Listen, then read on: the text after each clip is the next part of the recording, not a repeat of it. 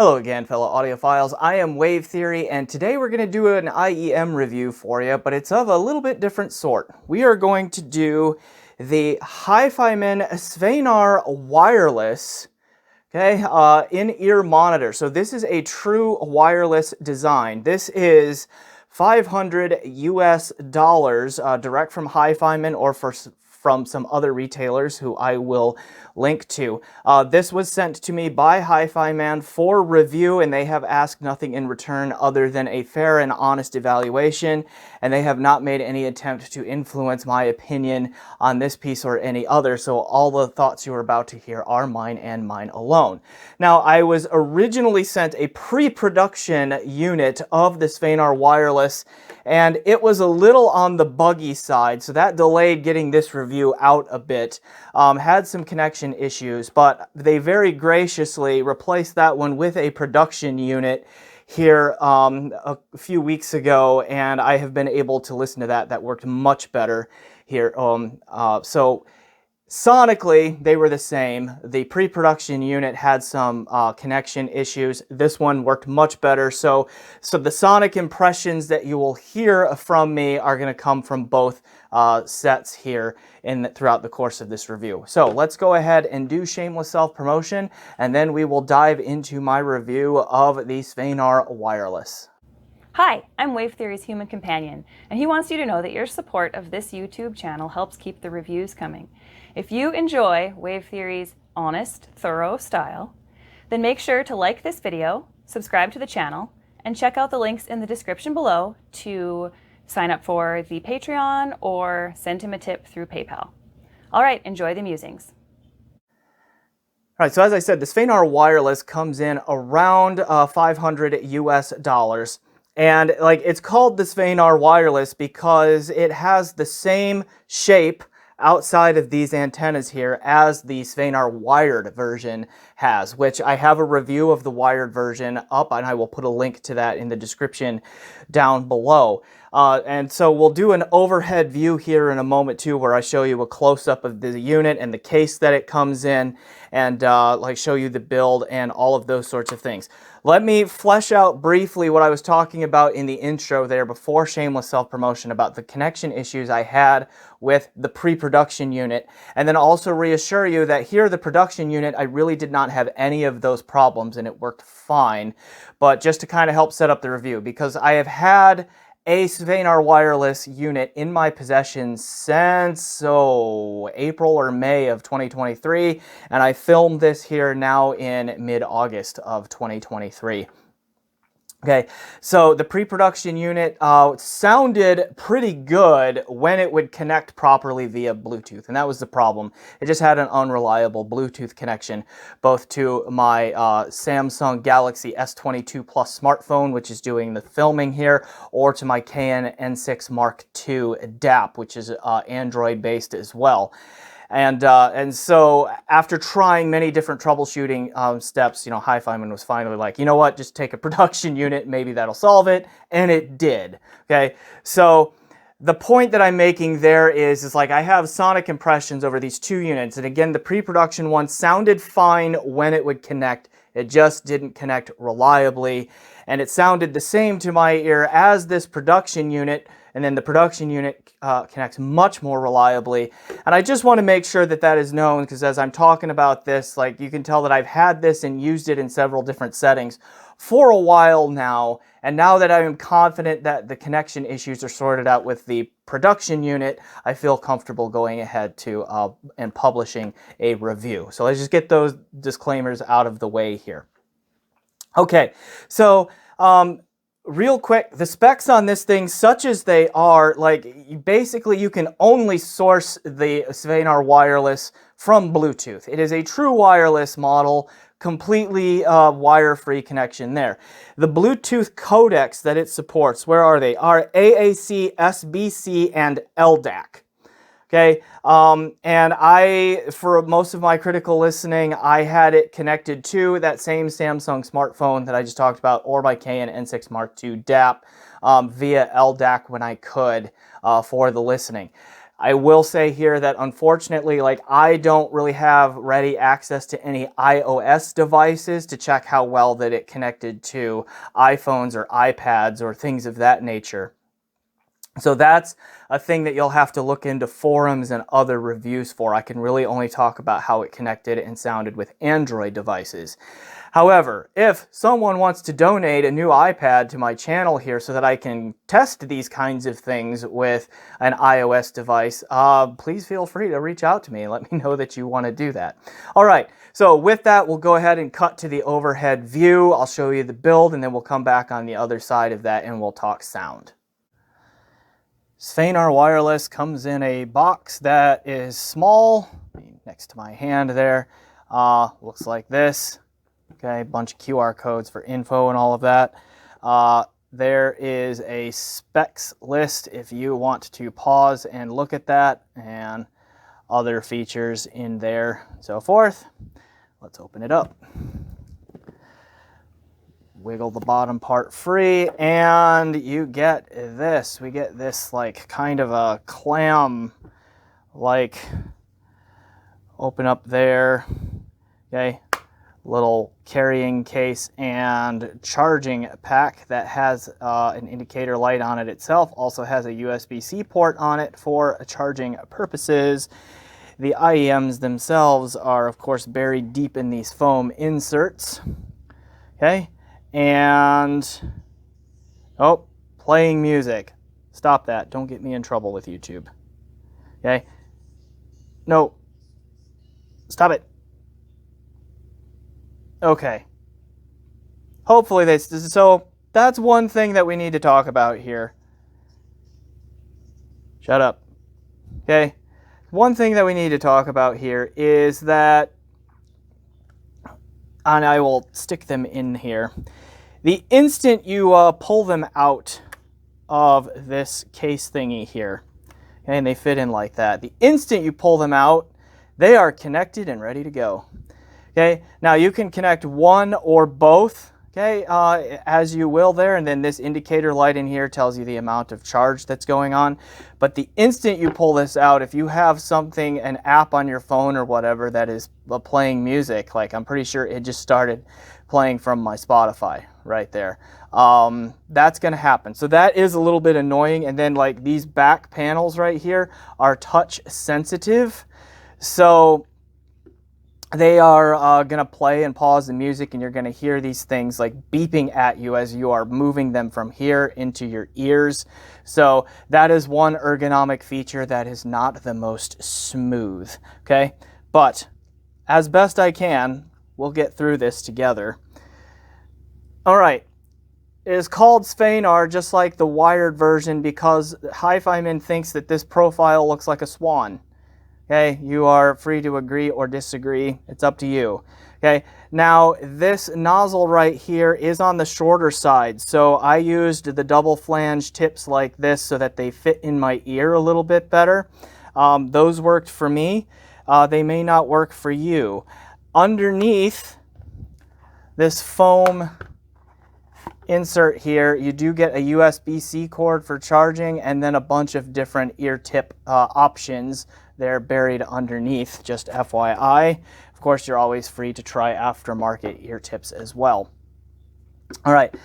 Again, I'm just going to kind of hold them open like I just showed you there, a little bit of the build, just because I don't want them to start playing and talking at me again. Okay. But, again, touch sensitive here for like, you're going to play, pause. You can answer phone calls, end phone calls. Cycle the three modes. You get a hi-fi mode, you get an active noise canceling mode, you get a transparency mode, which just means let surrounding sounds in more. I will talk more about all of those modes and how they sound and how they affect the sound of music when you are, listening to music here when we get to the sound section. Okay, but it's overall like the ergonomic package is okay. This case is nice and sturdy, holds the IEMs in there well. It's not the most travel friendly. Like, I guess I would have preferred something that had a little bit flatter profile so it fits in a pocket better. This is a bit big and bulky for a pocket. It's better if you like throw it in a bag and carry it that way. But like, there's really not a way to turn these things on and off short of taking them in and out of this case. So that's one of the ergonomic things to worry about, is like, this thing needs to come with you, but it is not the easiest thing to carry around. But the build quality seems fine. This production unit that I had really did not have any connection problems via Bluetooth in LDAC, the LDAC codec anyway. It connected to my phone really without any kind of problems, played for long periods of time, and was fine, right? The comfort, so I just showed you the build a little bit. The comfort is going to depend a lot on which ear tip you end up using, but the shallow nozzle generally helps me. These were fairly comfortable. I have had more comfortable IEMs, and I just showed you the double flange tips, which work the best for me. But I think the comfort will work fine for most people, although it is not super standout, at least not for me. It at least, you know, gets me through a couple of hours of having music while I'm out on the go, you know, riding on an airplane, a short airplane trip anyway, or going to the gym, mowing the lawn, things like that. Okay, so yeah, there we go. That's the build. Those are the features. I hope that is enough to give you an idea of how this product works. Let's talk about sound. All right, as we transition to sound, let's talk source gear here for a moment. And I already mentioned the two pieces of hardware that I use for that in my Galaxy S22 Plus smartphone and my Canon N6 Mark II DAP. Again, using codec, or the LDAC codec mostly, and that was set to AVRCP, or is it AVCRP? Anyway, one of those two, level 1.6. At least the smartphone was on that, so just for your information there. All right, in terms of the software that I would use for that, like, I would use stream lossy files from Spotify using their 320 kilobit OGG Vorbis format there. I also would stream lossless files, either direct streams from apps like Qobuz, or local files using USB Audio Player Pro, or here on my home network I could use Rune Arc and connect that way, streaming from through my Rune network there, lossless FLAC files or high-res FLAC files, etc. All right, so with that, sound. And I will say this, that this is probably up there. If it's not the best sounding wireless device I've heard yet, it is very close when it is in its hi-fi mode. Okay, and we'll circle back here to what the active noise canceling does here in a moment, sonically and so forth. But in the default mode, which is hi-fi mode, which uses the Himalaya R2R DAC in this and all of that, it sounds pretty good. And unfortunately, I don't have the Focal Batisse in-house anymore to do a direct comparison with this, but of the wireless audio devices that I have heard, it's going to be either between the Focal Batisse, which I have a review of and will link to down below, or the Svanar Wireless as to like the best all-around wireless audio solution I have heard thus far. All right, so I think Bluetooth and wireless is improving. It's not quite true like hi-fi level yet, but it's getting close. All right, so then specifically about the sound signature here then of the Svanar Wireless, and normally I would put these things in my ear to talk to you, but that's a little bit annoying, so I'll just open them up so you can look at them. And also these things talk to you when you put them in your ear and don't play any music. Anyway, the sound here I can best describe, I think, from a signature standpoint as mainstream meets audiophile, right? Because the tuning has mainstream tuning elements, and then it also has more audiophile leaning elements. So let's unpack that a little bit. The mainstream elements are that it has a pretty thick, heavy bass. There's a bit of a sub-bass shelf here, so there is a lot of low-end grunt, rumble, some pretty good bass extension going on here. And I think there is a little bit of a shelf in the sub-bass in terms of the presence. It's elevated over what many will probably consider neutral bass just a little bit. It follows one of the newer Harman IEM tuning curves, I think, in the low end where there is a bit of a bass shelf, although it may not be quite as high as some of those more Harman chasing IEMs. Okay. The treble is also, like, it's got some sparkle a little bit up until you get around 8 to 10 kilohertz, and then it starts to roll off a little bit. So there's not a ton of airiness or noticeable treble extension. I mean, there is information up there, but it is pulled back a little bit. And I'm pretty sure that is done to help eliminate fatigue, or at least reduce fatigue or delay the onset of fatigue, because this kind of device, like, it's clearly meant to be worn around and used for extended periods of time, and so you don't want a fatiguing sound signature. So there we go, a bit of a rolled off top end. Then there is a little bit of a bump again, around 3-ish kilohertz, I want to say, there in the upper mids, lower treble. Which brings vocal clarity out a little bit more, like increases or emphasizes things like instrument and vocal separation a little bit through that range. So the heavy bass and rolled off treble to me are the mainstream elements. The way that the mids are brought forward here, to me, comes across as a little bit more audiophile. Okay, it's very common for mainstream audio products to have a bump around 1K, 1 kilohertz or so, just to, like, really make the vocal sound stand out. But that often has a very boxy, colored, or shouty, honky kind of timbre to it. These avoid that, but then that slight bump around, call it 3 kilohertz, it's in that region there somewhere.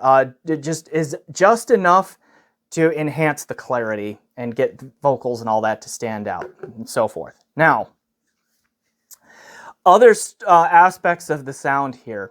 Very big soundstage with some of the most holographic spatial presentation I have heard from a true wireless or a Bluetooth-based device. Okay, so big and expansive, much like the HiFiMan house sound. Big, expansive, and then does a pretty good job, at least laterally, of imaging and separation. Don't expect a ton of depth or height, but it does a good job laterally with imaging and separation. The bass we'll come back to for a moment. Not only is it like extended and deeply extending, and does it rumble a lot and all of that, there's a pretty healthy amount of impact, some slam and all of that going on to it as well. It is not the punchiest or slammiest IEM or headphone, head bass listening system I've ever heard, but it is above average in those categories if that matters to you. Okay. Now let's talk about detail for a moment, because the resolution comes across as being pretty good, but I think this is where the Bluetooth nature, the wireless nature of it does hurt it a little bit. It is decently resolving. I would say it is excellently resolving for a wireless device, but on an absolute scale, like, you're going to find lots of IEMs around there, particularly at $500, that are wired. They're going to way out-resolve this. But again, for the price and for being wireless, I think the resolution is pretty good, with at least a reasonably convincing amount of texturing to the sound. Room reverbs come out fairly well and that sort of thing. But again, it is just limited by its nature in terms of what it can do there. All right, I said we're going to talk about active noise canceling, so let's come back to that. The ANC on this does some interesting things. For one thing, to activate the ANC, you just push and hold the left unit for 3 seconds and it switches modes. And then there are the 3 modes. The HiFi mode, which allows the use of LDAC and the Himalaya R2R DAC and all of that kind of stuff. And then hold for 3 seconds, brings in the ANC mode. And the active noise cancellation, isn't the greatest. It is slightly better than just the normal isolation that comes from it being an in-ear monitor, which is also not the best I've heard from IEMs, but it's not terrible. It does take out some low rumbles of things like airplane noise and that sort of thing a little bit, but the ANC to me just isn't all that great. And then the sound quality really, really suffers. For one, I think, if I understand this correctly, the Himalaya R2R DAC elements of this are bypassed when you go into ANC mode. And I'm not sure what it's doing then. It's got to be some kind of little tiny delta signal, something going on in there, because that's the only thing that would fit. Okay, but whatever happens, the soundstage really narrows. It takes on a much more harsh presentation through the treble and all of that, and it just sounds mushier, less detailed and all of that. It's just a wholesale downgrade in performance, and very noticeably so. So not only is the ANC not particularly fantastic, it really hurts the sound quality here. So unless you just really, really need that ANC to like hear more subtle conversation in like an audio book or a podcast or something like that, or maybe for movie watching, I would avoid it if you can. Okay, and that sort of thing. Mode 3, by the way, if you keep cycling through these, is transparency mode, where it does let in outer sounds, and it's not great at that either. Okay, so the star of the show here is that HiFi mode, where this thing can sound really good, and I think that's where most people are going to be interested. At least most people who are watching a channel like mine are going to be interested, and I think that's where HiFiMan is going to make back their development money on this product, is with that HiFi mode. Okay, so let's go ahead and talk comparisons here for a moment. I already mentioned this, that I wish I still had the Focal Batiste in here to do a direct comparison, because it's between that one and this one for best wireless device that I have heard so far. I can't say which one is better or really talk much about the ins and outs of differences in the sound because I don't have the Batiste in. I remember liking it very much. I do remember an odd mid-range dip in that one with the USB cable. I didn't hear here. Okay. What I can compare to is my Sony WH-XM1000 Mark III ANC headphones. Bit long in the tooth now, had them around for a while. The active noise canceling on those is much, much better than this. They are a full-size headphone, so if you have comfort issues with IEMs, that's one difference there too. But these sound better. Like, they have more bass and bass impact, not more bass quantity, but better quality bass and more bass impact. These also do soundstage and imaging and all of that, whereas the Sony XM3s don't have much of a soundstage to speak of, and it's just very much in your head kind of staging, where these at least create an illusion that something is going on around you instead of just in your head. Okay, and then these are also more resolving, I think, than those. But those are the best kind of comparisons I can give you. I haven't heard any other true wireless IEMs up around this price range, or really true wireless IEMs at large. I've heard a bunch of wired IEMs, and just the reality is that these aren't going to catch those wired versions just because of the nature of what it is. Okay, so we'll just kind of leave it at that there. But coming back to, I'll hold up the box now, the Svanar Wireless, as a $500 true wireless IEM, like in its HiFi mode, is it an intriguing purchase for we audiophiles? And I'm going to say yes. Okay, it does sound pretty good. It sounds very good, I think, for what it is, and it does bring the convenience of a true wireless form factor, and at least gets close enough to putting enough audiophile spin and excellence in it that I think a lot of us are going to find it interesting. Okay, so I will go ahead and leave it there. So I am Wave Theory. This has been my review of the HiFiMan Svanar Wireless IEM, and if I could get this open, there we go, I'll show it to you one more time. Okay, the Svanar Wireless IEM. Please remember to like this video if you haven't yet, subscribe to the channel if you haven't. leave a comment down below. Check out my PayPal and my Patreon and help support the channel in those ways. And as always, thanks for watching and enjoy the music.